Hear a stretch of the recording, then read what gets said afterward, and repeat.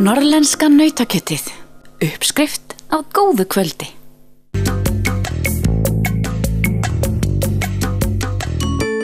Bogfimi ekki ný af nálinni á Akureyri, en þegar Íþróttafélag fatlaðra var stofnað árið 1974 var Bogfimi ein af fyrstu íþróttagreinum félagsins og hefur verið stunduð allar götur síðan. Í dag æfa fjölmargir einstaklingar með Bogfimideild Akurs og áttu akureyringar til að mynda flesta fulltrúa á nýafstöðnu Íslandsmóti eða 17 talsins. Í gegnum tíðina hefur Bogfimi verið iðkuð í Glerárskóla á Akureyri, en nýlega fekk Bogfimideildin aðgang að nýrri og betri aðstöðu í Sjafnarhúsinu sem með því besta sem gerist á landinu. Hérna er allt tilbúið, skífurnar uppsettar, krakkarnir með búnaðinn tilbúinn og þú bara kemur, hengir aðeins fötin, hitar upp og byrjar að skjóta. Þetta sé bara fyrsta flokks aðstæða? Já, þetta er bara með því besta sem gerist á landinu. Talandi það, Bogfimi á Íslandi, hversu vinsæl íþróttunni? Hafa vinsælirnir verið að aukast? Já, Bogfimi að vaxa alls staðar. Bæði kemur það með nýrri tækni, miklu betri myndavélatækni. Það miklu skemmtilega að horfa á þetta er farið að sýna þetta miklu meira. Við getum verið að horfa á beinar útsendingar bara frá stóru mótunum.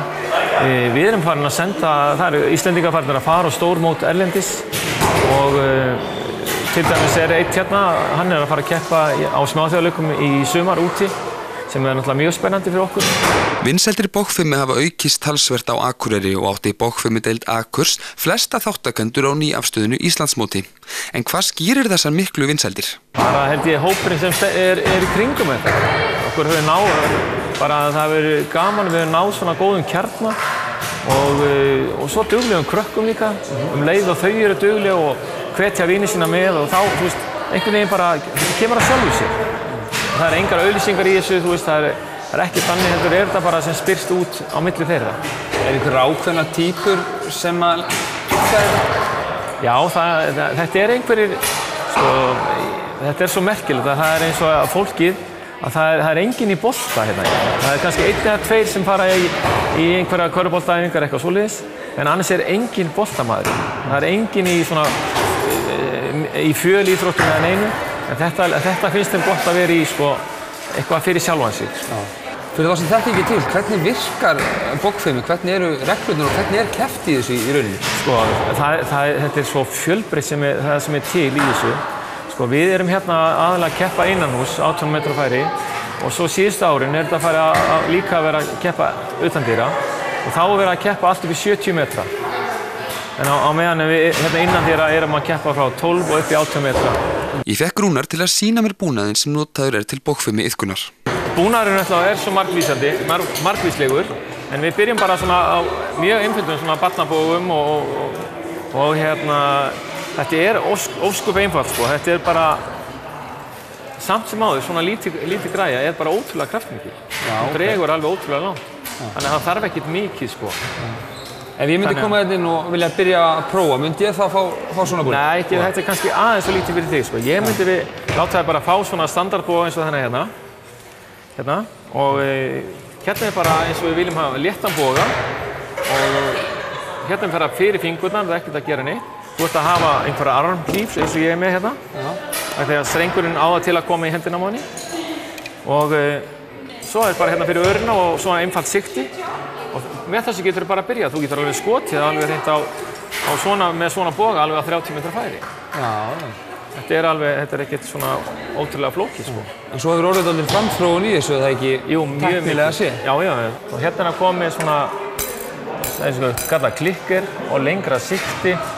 Og þessar jafnvægisstangir með gúmmi sem takar eins og demparar.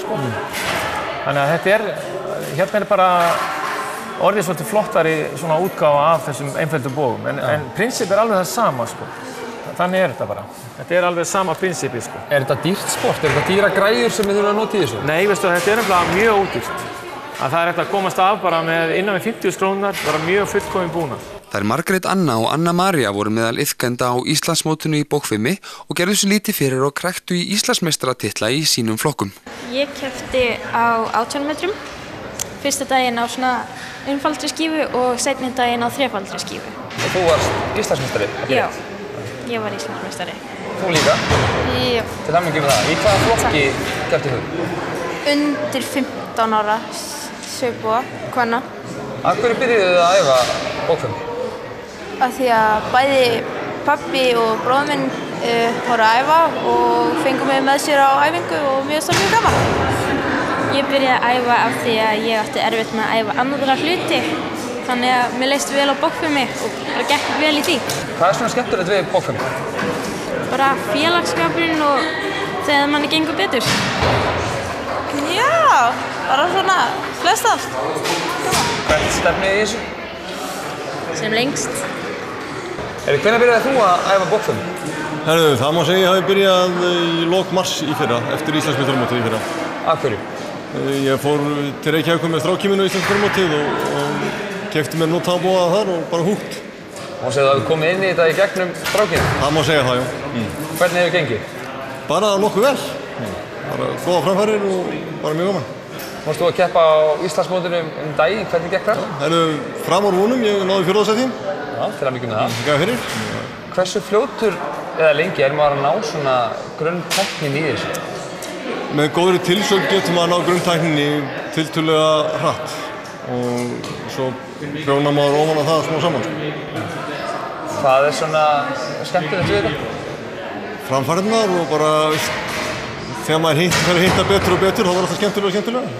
Og svo félagskapurinn og sem hérna kringum okkur. Af hverju byrjaði þú að æfa á sínum tíma?